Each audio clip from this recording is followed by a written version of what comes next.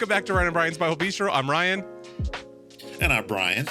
And this is a podcast all about the Bible, theology, and all things related to the Christian faith. That's right, Brian. That's right. We're back. We're doing this. You are in beautiful Texarkana, Arkansas today. Yeah, first time the Bistro's ever broadcast from Texarkana, Arkansas. Just to be clear. Now, just not Texarkana, Texas necessarily. But I think, again, just a reminder to listeners, if you listened last week, this is not the pinnacle of what we want to do. We want a podcast from Buc-ee's. Like, that's the goal. So, I mean, this is a new thing. Go ahead. I had a good time in Texas. I was just going to say I had a good time with one of our longtime listeners. We got a chance to talk some and have some good conversations. So that was very good to catch up with him. And so, yeah, continuing on this journey that I'm on. A journey. Both figuratively and spiritually, or something. I don't know. Okay. And literally. Figuratively, spiritually, and literally. That is literally the best thing I've heard all day. Anyway, that's a little Parks and Rec reference for anyone. All right, so Brian, we have been going through Zechariah. We've been doing these night visions, and I have the feeling we're not done with these night visions. No. But that band name called it. And we're going to look at just one today. This is all of Zechariah chapter 3, which it's kind of a short chapter. Mm-hmm. And I want to go ahead and tell our listeners, we're not necessarily going to look at each of these. In fact, I think next week we're going to look at 2 of the night visions. But this one I thought was worth looking at. And it's one of the reasons I really love the book of Zechariah. I think we'll see today some things that will really bring some things together about why we think this is such an important book to look at. But just to recap those first visions, we saw that we've looked at 3 so far. The first vision showed the whole world at peace. That was the horses, you remember the myrtle trees that went out into the whole world. And then we saw the vision of the 4 horns and the 4 craftsmen, which basically suggested that God is going to do away with all those nations that are going to oppress God's people and going to bring them the same kind of freedom that they see throughout the world, the same kind of peace that they see throughout the world. And then finally, the third, I should say finally, but the third vision we looked at last week had to do with this idea that Jerusalem was going to be a city without walls. Mm-hmm. And God was going to protect them. That was part of the image. But then the other part of it was many nations were going to be brought into the New Jerusalem. Mm-hmm. So it's not just a place for Judah. It's not just a place for those people who had come back from exile, but it was going to be open to many nations who are going to come into it, which is again kind of a prophecy, not only about what God is wanting his people to do during the time of the book of Zechariah, but is also a long-term prophecy about the way that the Messiah is going to usher in this time. So, as we said before, Zechariah is really focused on rebuilding the temple. They had started, but then they had got stalled. And so he's calling the people back to that. Same as the book of Haggai. Haggai is a good book to read alongside Zechariah, in fact. But then there are 2 figures, and we're going to meet one of them today, that are mentioned frequently in the book of Zechariah. One of them is the king, or the ruler, let's call him. His name's Zerubbabel. But the other one is Joshua, the priest. The high priest.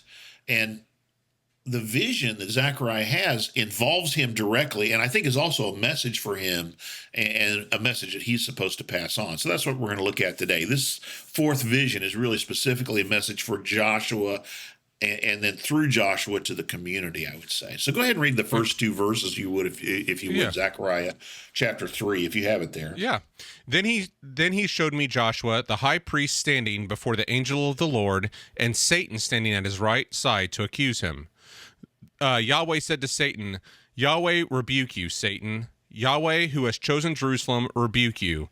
Is not this man a burning stick snatched from the fire? Okay, so this vision is literally of Joshua. So it's not a metaphor in a sense to begin with. We don't have to do any kind of work to say, who is this person, like we're going to see in next week. But Joshua himself is standing there, and notice, like we've talked about in the book of Revelation, notice the position. He's standing before the angel of the Lord. So he's in the presence of the angel of the Lord here. And there's a couple of different things that this might suggest. one of them, it could be like he's standing up for judgment, right? That he's standing and there's an element of that I think is possible. Others think that this is the position the priest would have.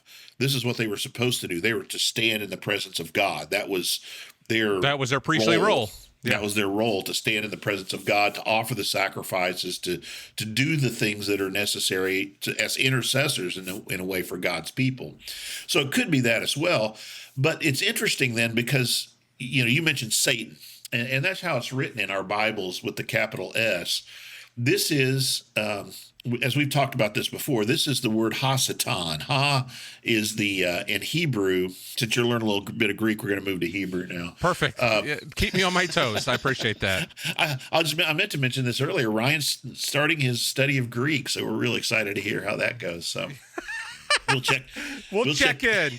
From time to time, we'll check in and have him do a little Greek for us. But ha-satan, the words, and you can actually see it here. I want you to go back and read again, verse 1 again, just especially the last part. So Joshua standing before the priest of the Lord, and then read that part. And Satan standing at his right side to accuse him.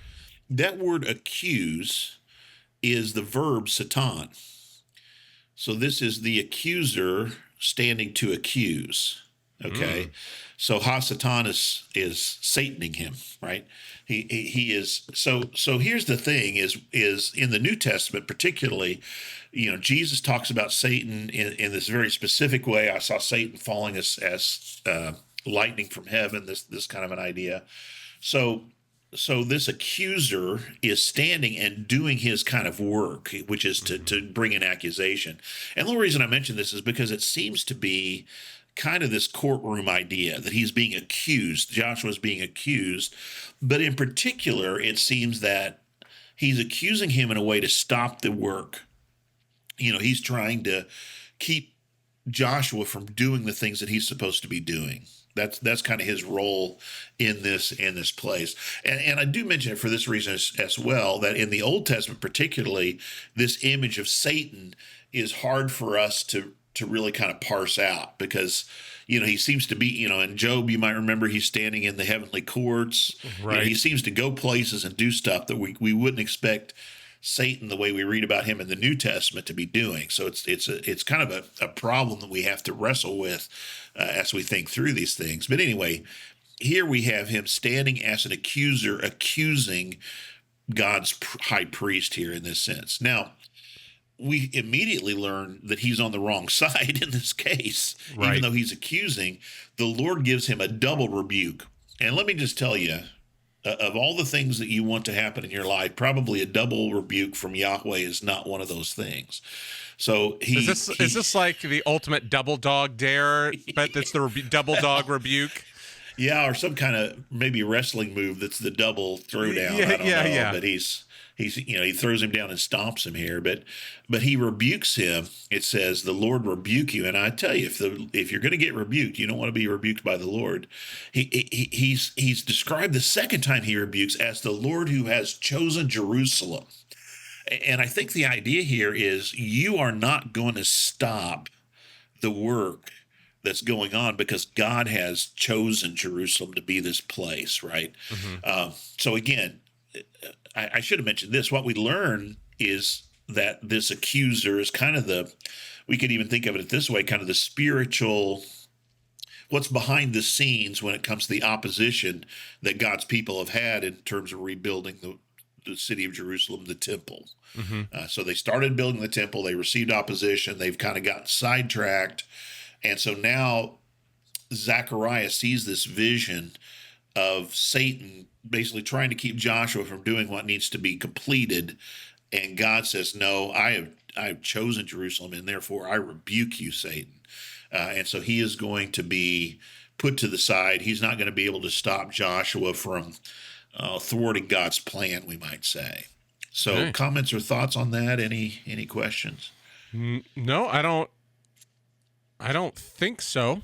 No. Okay, so the last part of this section that goes along with it is we have this image of Joshua. God says, "This man is a burning stick that I pulled out of a fire, is like a burning stick that I've pulled out of a fire."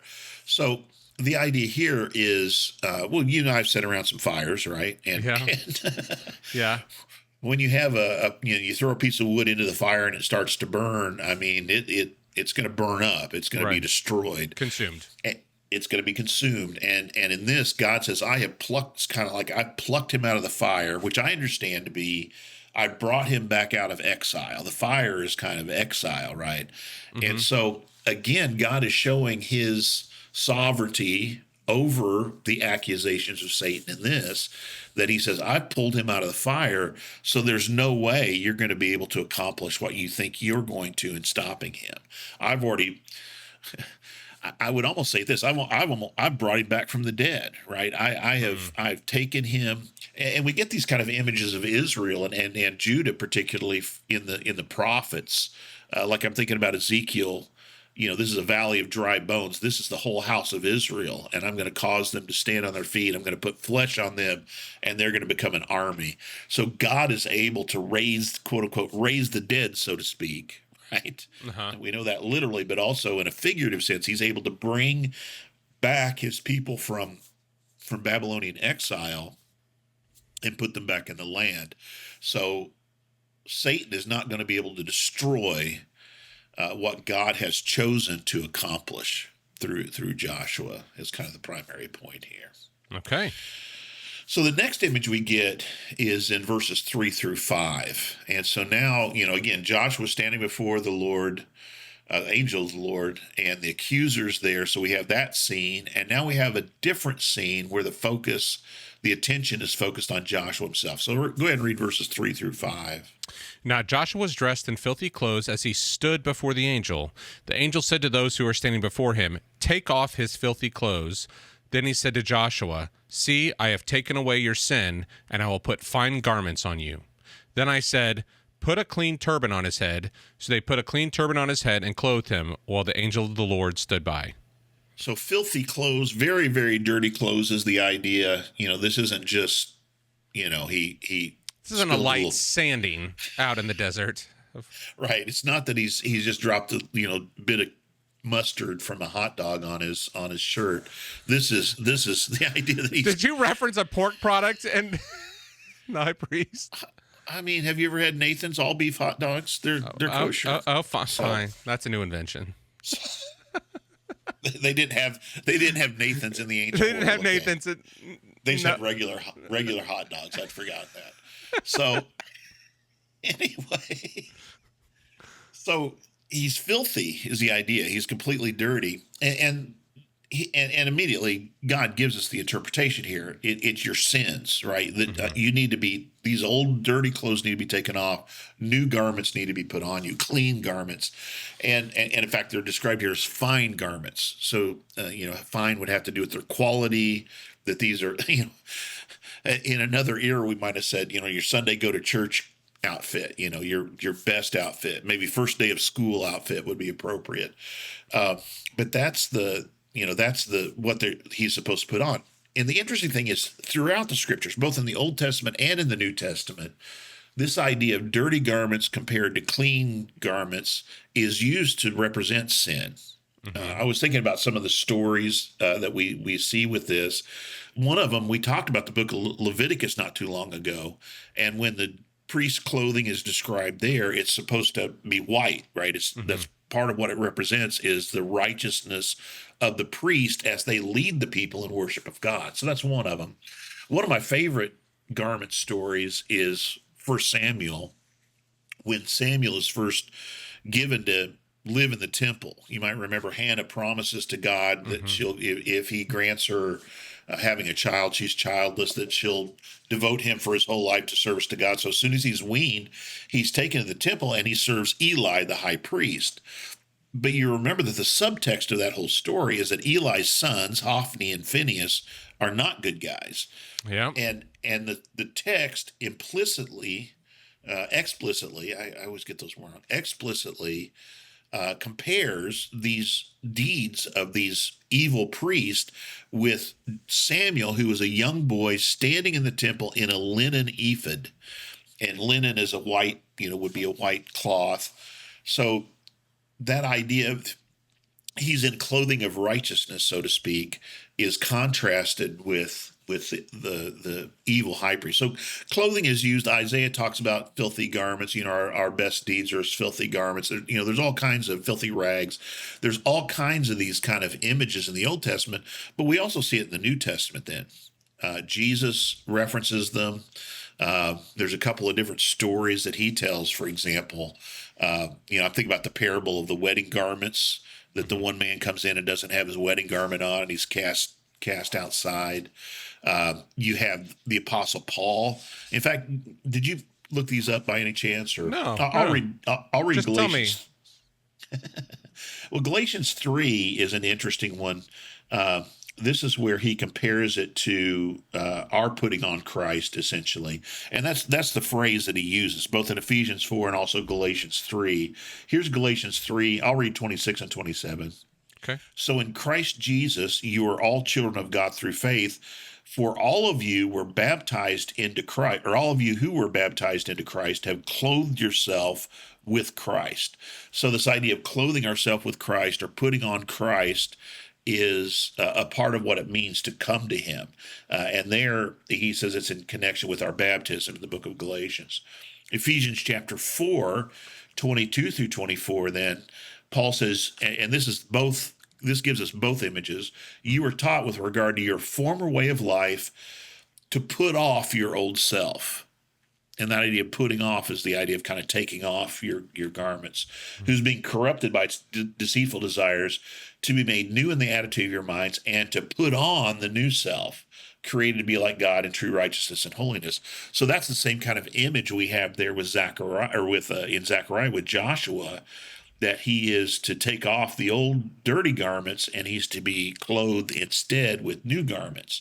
Now, we've talked a lot about the book of Revelation, and there's all kinds of clothing imagery there. Oh, yeah. Can you think about some of the garments were white, but they were washed in the blood of the Lamb. Right, which is an interesting image that we have there. This is those who are behind the victorious rider on the white horse. Yeah. Mm-hmm. The harlot's got filthy. Well, she's got a cup of filth. Yeah. Yeah, she's definitely wearing scarlet, though. Yeah. She's got those that scarlet on. But the other one's the slain saints under the altar, given new garments and said to wait a little while longer. Christ is described in gleaming white garments, and that's the other one I forgot in the Gospels when Jesus is transfigured before Peter, James, and John. When he is transfigured, he's described as having clothing that is gleaming white, so white it shines, right? And so these are different images that we have that, it's not uncommon, I suppose, is what I'm trying to say, to have this idea of dirty clothing standing for sinfulness, clean, gleaming white clothing standing for righteousness. And so that's what we have here. So he's given this. Now, verse 5 is very interesting because notice who's speaking in verse 5. Yeah, I noticed this. It's Zechariah. He's saying, like, put on the turban now. Right. Like, when did he become an agent in this story? It's interesting, though. What do you think's going on there? Help me understand that. So God is the one who's giving him these gleaming clothing, and technically, it's the angel of the Lord tells these other angels, apparently, these other actors on behalf of God, to take off his dirty clothes and to put on these new clothes. And then Zechariah says, yeah, put on his turban. What do you think might be going on there? How would you understand that? Well, I think Zechariah has an idea of what's happening. Okay. But is it like prepare him to go, I don't know, to go back out and do his task? Well, certainly the turban is kind of be like the piece de resistance, right? It's like cap him off, right? Literally, kind of put the turban on his head, and I kind of see it. Zechariah is getting caught up in this moment, right? He's like watching this, and And he's like, yeah, put his hat on, let him go out and complete the outfit, so to speak. And let him, as you said, go out and do the things that he's supposed to do. So yeah, Zechariah gets involved in this, which is an interesting role for the priest. I think he's not wrong here, right? He sees what's going on here. I just when we read that, I was like, huh. Here he is. He like all of a sudden he's just been an observer, and now he's a participant in the story. In some ways, participant, right? And I think he's kind of getting taken into this story. He's becoming a part of it, and those are, I just mentioned because that's one of those things you noticed it, but it's one of those things that as you kind of read through, you might not make that distinction. That Zechariah kind of responds and says, "Yeah, put his turban on, put on the clean hat, so that he can be finished." I kind of wonder what's that moment like. Is it like, does he speak and then he like instantly covers his mouth like, I didn't mean to say that out loud. I meant to think it. I don't know. I'm just, but we say things sometimes. You're like, I didn't mean to say that out loud. Like, this is not the place for me to say this out loud, but here I am and I said it. I guess I may be wrong on this. I see it more as he's getting taken up into I don't know, excitement. He's getting taken up into the importance of what's happening here. But that's how I see it. But it's also what I think is interesting is then he said to Joshua, or I'm sorry, then I said, never mind, forget it. Yeah. I said, yeah. And then the angel of the Lord sees, it all happens. So here's then in verses 6 and 7, then notice this becomes a charge. The angel of the Lord gives this charge to Joshua. Mm-hmm. And we've seen this already in some of the previous visions where it's like, okay, I'm going to give you the picture. I'm going to give you this is the children's sermon, so to speak. I'm going to give you the object lesson. Mm-hmm. And now here is your message. Right, here's the charge to you. So here's the metaphor, here's the image of what's going on, and now I'm going to give you the message. And so here's what I think he's saying, verses 6 and 7. I'll go ahead and read this. It says, the angel of Yahweh gave this charge to Joshua. This is what Yahweh Almighty says, if you walk in obedience to me. Okay, notice that if you walk in obedience to me. Mm-hmm. Walking, again, an image that we see in the New Testament as well. It has to do with living your life. That's when we talk about our walk, we're talking about the way that we live our lives. If you walk in obedience to me and keep my requirements, again, we might think about the book of Leviticus, the commandments given to the priest, then you will govern my house and have charge of my courts, and I will give you a place among these standing here. So he's calling Joshua here to really live a righteous life, an obedient life. The priests were supposed to live exemplary. They were supposed to literally be examples to the people and to keep the requirements of the priesthood. And, he's calling him basically and saying, I will give you standing if you keep these things. Comments or thoughts on that? Well, I mean, you referenced Leviticus. I mean, if you walk in obedience, just brings me back to Deuteronomy. Again, it's this is the same old message that just keeps ringing in the ears. If you walk in obedience, we have the good that will come from the obedience of walking. And we have seen to this point in the history of God's people in the Old Testament the importance of the priest living righteous lives. Mm-hmm.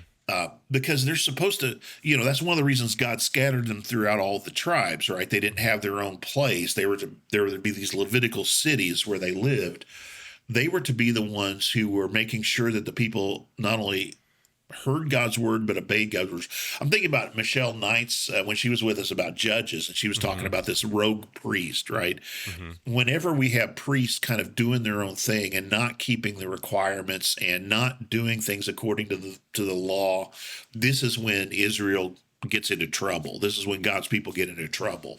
And that's what we saw with them going into exile. They did not have...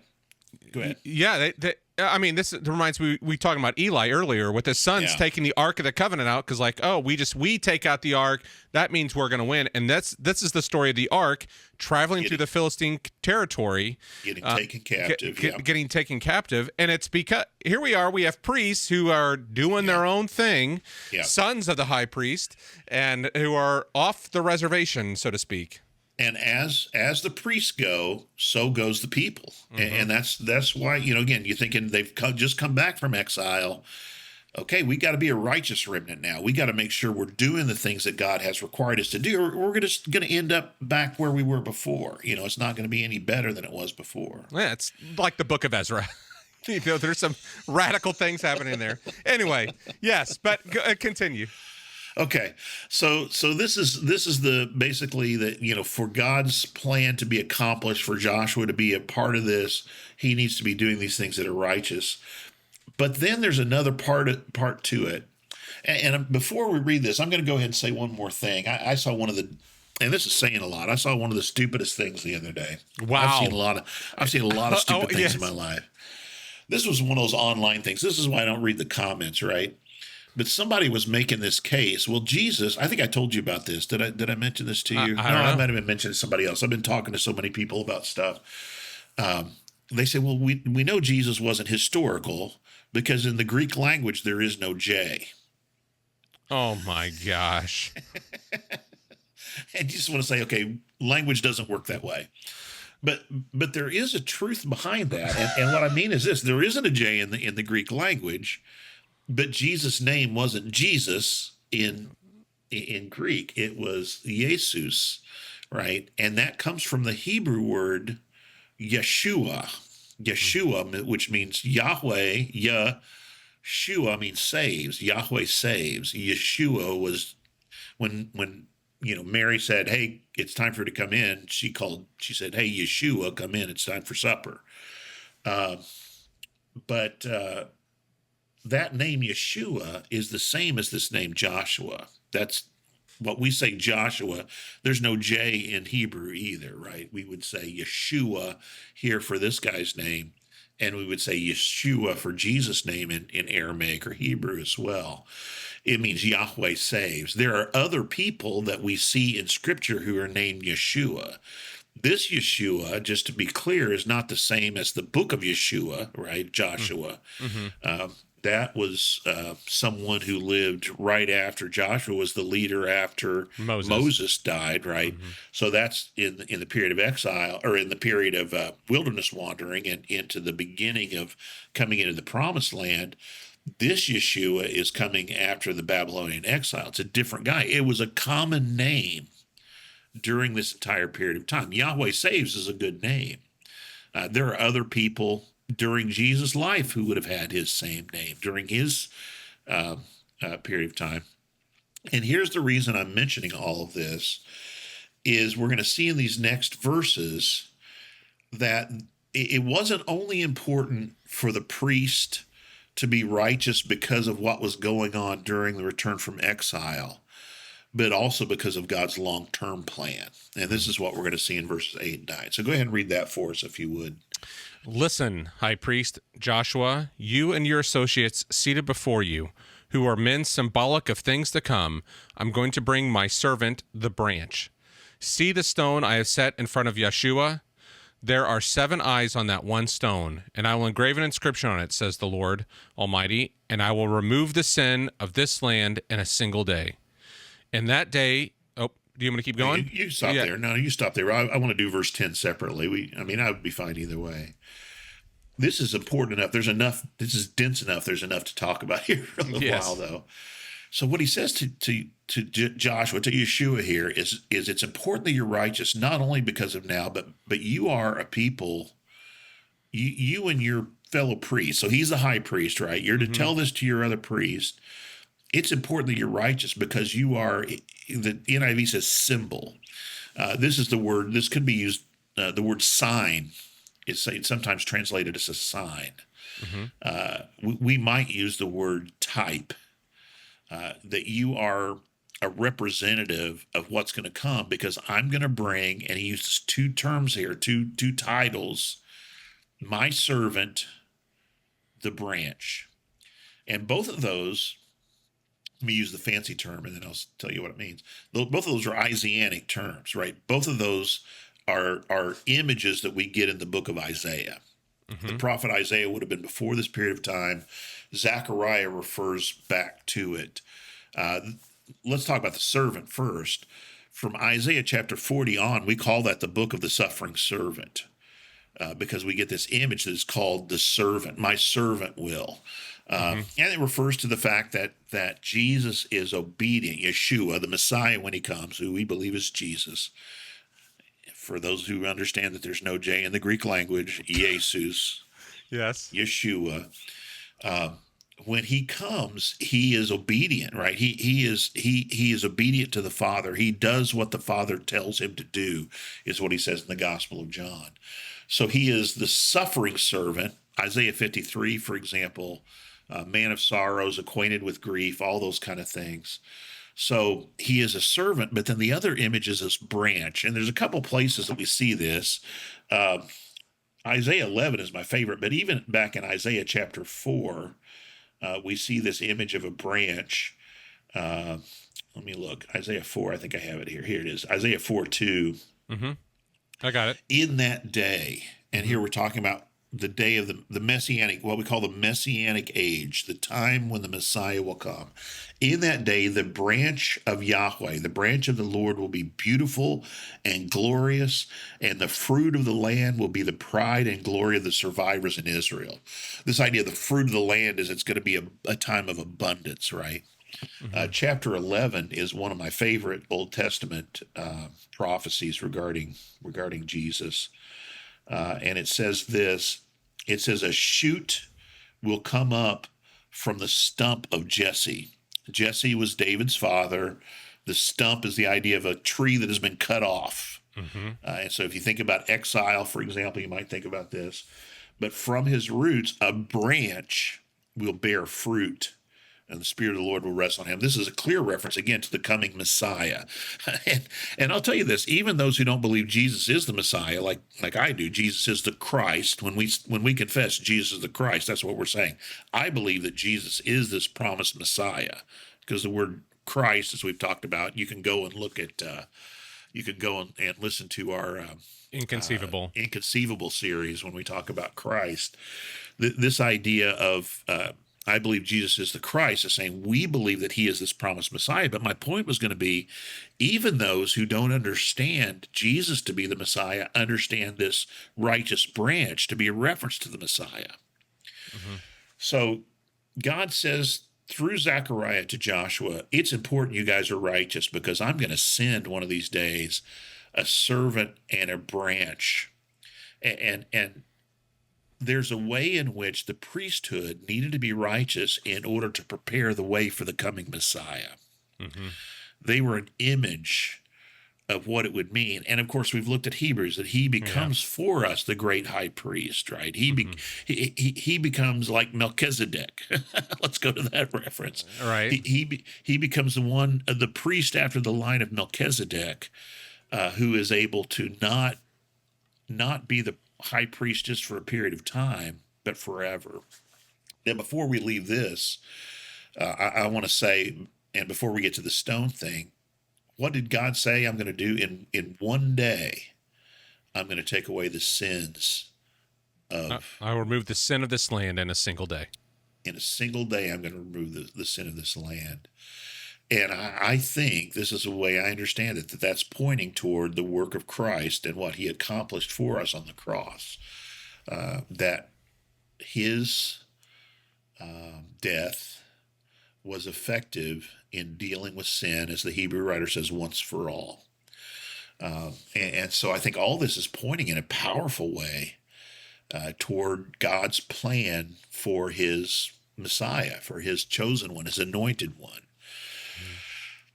Let's talk about, well, let me say, first of all, any comments on that or questions? So, I'm sure someone that's listening is kind of going, 7 eyes on that one stone. And I know we've kind of talked about this other places. Well, then we've already talked about it, you translate it for me. Well, I'd say it's like 7 eyes you can see everywhere. It's a stone that can see everything, that has full knowledge of what is going on. And that this is...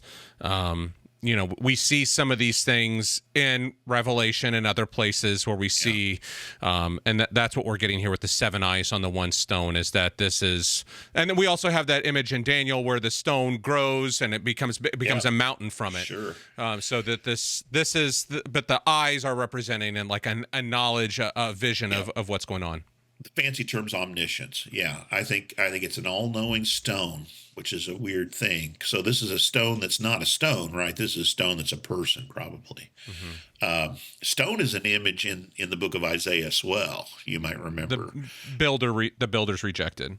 Well, that's Well, Psalm yeah, 118. Yeah, but you're right. right. Isaiah 28 is this idea of the capstone. Hmm. Psalm 118, which Jesus applies to himself. The Hmm. stone the builders had rejected has become the cornerstone or the capstone, however we understand this. We're going to have the image of a stone later in Zechariah as well. I've told you already, building imagery Hmm. is important for Zechariah. Hmm. It makes sense. They're building the temple, right? Right. So Yep. this idea of, and in fact, the Isaiah 28 was what I was referencing about the stone. You also get, uh, you also get there in Isaiah 28 this image of a plumb line, which we've already discussed. Yes. So see, I lay in Zion a stone, a tested stone, a precious cornerstone for a sure foundation. The one who relies in it will never be stricken with panic. With I will make justice the measuring line and righteousness the plumb line, which goes right along with this whole image as well, right? That Hmm. this you're to be a righteous people, and this idea of a building material plumb line, a measuring line, are going to be its measurement, right? Its standard of judgment. And so again, Jesus takes the Psalm 118 image of the very stone the builders rejected now has become this cornerstone, this precious cornerstone that I lay. And so yeah, I think you're absolutely right that it has seven eyes is just indicative that this is a person who sees all. As the Gospels tell us, Jesus didn't need anyone to tell him about a man. He knew what was in the heart of a person, right? Right. So go ahead with that last one then, unless you have anything you want to add No. anything else to the stone issue. No. Okay. No. This is 3:10. In that day, each of you will invite your neighbor to sit under your vine and fig tree, declares the Lord Almighty. So the vine and fig tree, that's an image that everybody will have their own vine and fig. It goes all the way back, well, even further than this, but we see it in one of the examples is in 1 Kings chapter 4. It's a summary of the reign of Solomon.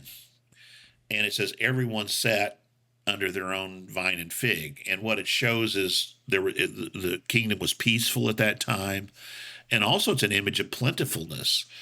And so the way I've described this, I think we have in verse 10 an image of this idea of the messianic age. What else? Do you notice anything else in this image? What else? How would you describe this image? Well, invite your neighbor. Yeah, I which think means that. Yeah, I mean, for them, it would have been people outside. I mean, their kingdom, even. People okay, outside of the nation of. Well, I mean, it'd be Israel at this time or Judah. right, right. So they're going to be at peace with one another, right? Yeah, Peace and with peace your with those neighbor. around them. Yeah. Yeah, peace with those around you. So invite your neighbor. There's going to be plenty. Everyone has their own vine and fig. It's going to be a place of, figs and grapes are a sign of something you have an enjoyment, right? They're refreshing. Even the shade of the fig tree and the vine is a part of this. So it's just talking about a time where things will be made the way that they were intended, a garden time, right? Hmm. Everyone will have their own vine and fig, and there'll be plenty for everyone, and we'll be at peace. So that's how I think this image ends. So again, he's saying to Joshua, God is saying through Zechariah to Joshua, this is a time for you to be righteous leaders of God's people in order to prepare the way for my plan, which we now know, I would say, is going to culminate in this one great high priest coming who is going to rule eternally in righteousness. Yeah. Very good. I like this is great. I mean, to tie those two together, the part of the high priest, what like Satan, you can't rebuke him. I'm rebuking you, Right. Satan. Like he has a purpose, and then it's like, okay, we're seeing this in the spiritual realm, and then there's this communication to the priesthood. Like this is is why the importance of all of this and what I'm going to do through you. So Yeah, absolutely agree. Now, this is when I started, I said this is one of the reasons I love Zechariah is Zechariah has some of these incredible images that give us background for the Old Testament. Zechariah, I think, sometimes, like I said, it's the largest of the minor prophets. But Isaiah. I was even talking about this with the person I mentioned earlier. We were talking about Isaiah, the number of images. One of the church fathers even had said that it should be really called the gospel rather than a prophet, because Isaiah has some of these images of the Christ. But Zechariah does too, I think. Zechariah has several New Testament images that can really help us and open up the gospels for us, open up what it is that Jesus comes to do. And also guys like Paul, who would have known these passages very well, when he uses images like this, putting off the old self and putting on the new, it has this, not even necessarily this specific passage, but this, I always say the Old Testament tradition, or the ancient tradition, that this is the images that we use to talk about these kind of things. Well, and not to stretch us too far, but I think what's interesting here is we have the story of Joshua the high priest, who, I have taken your sin away and I've put these new garments on you. But then Joshua, there's still instruction for Joshua. Like, you and your associates need to live this way. Yeah. Like, yes, I have taken away your sin, but you still have job to do. Like, this is, it's not just like, oh, Joshua, I did that for you and you're cool, bro. You do you, I'll work around you. No, he's, it's calling for obedience, right? It's calling for obedience. Walk in this way. That it's like, yes, I have done this for you, and this is what my purpose is for you. Now do it. Now live that way.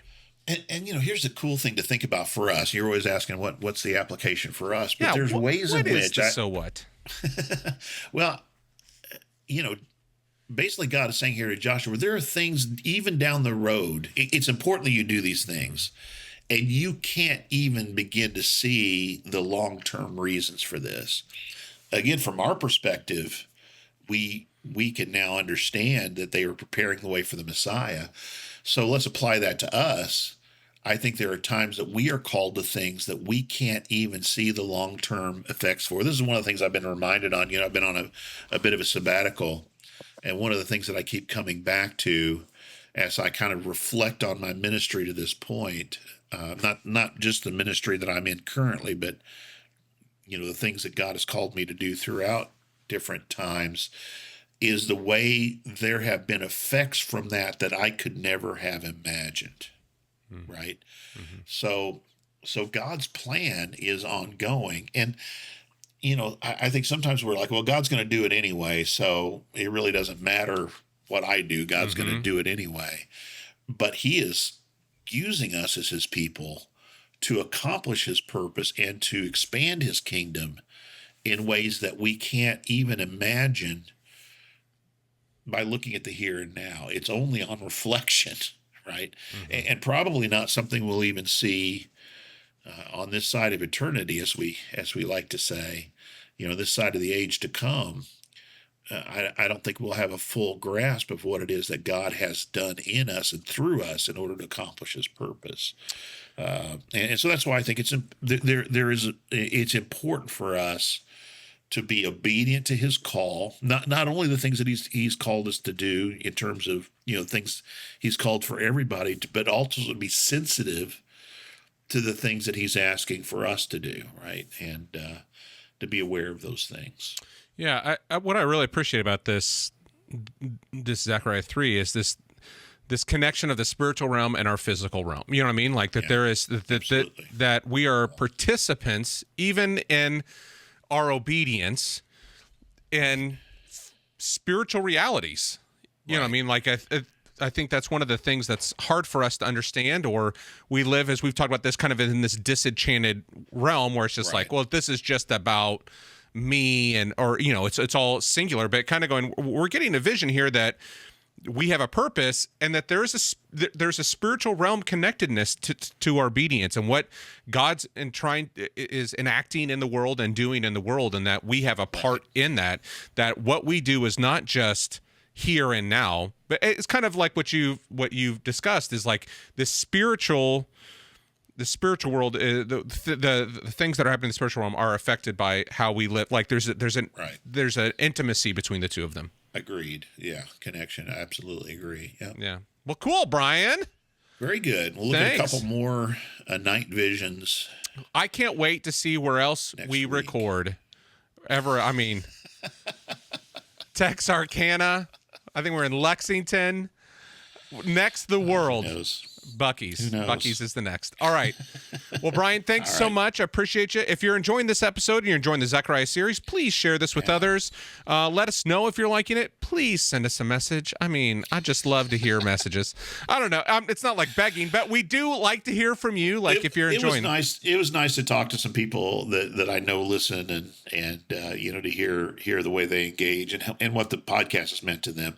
And that's a surprising thing. I was even mentioning this this past week, that sometimes it feels like we're talking into a void, but it is nice from time to time when somebody comes up and says, yeah, I really enjoyed that one episode, or, this meant a lot to me, or whatever. It's like, oh, okay, there are people out there listening. Well, I mean, we know people are listening. We can see the analytics. We know you're listening, but we would talk to us.